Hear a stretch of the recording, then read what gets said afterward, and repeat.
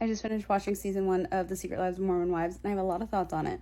But on the topic of how it represents the Mormon Church specifically, which is what this is answering, I am going to get into that. And again, just for background, I am not Mormon. I have never been Mormon. However, one part of my family is Mormon, active Mormons, live in Salt Lake City, Utah, Mormon, like as Mormon as they get. And I also have family members who were Mormon and are no longer Mormon.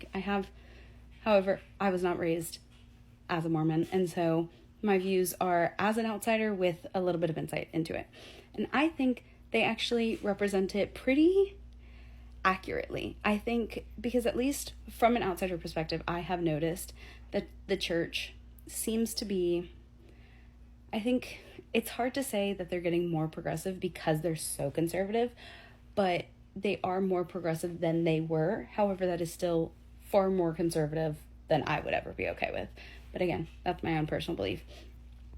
I think that they showcase that, like the world, women empowerment, a bunch of this stuff that's becoming modernized and popularized and becoming more prevalent is affecting how people view things like religion and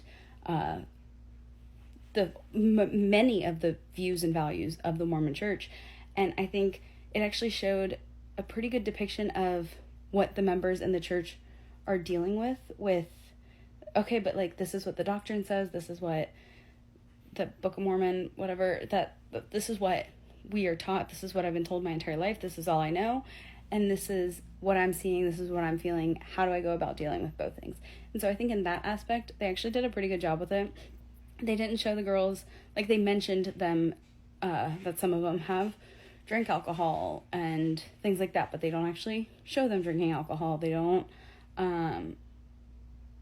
they do show them in some, like, promiscuous events, like the Chippendales situation, but I think they towed the line nicely of being like, okay, this is what many women, especially of this age group, like the ones that did get married at 19, 20, that are now either in their mid to late 20s, early 30s, and being like, wait a second, I have a different view than I did when I got married 10 years ago.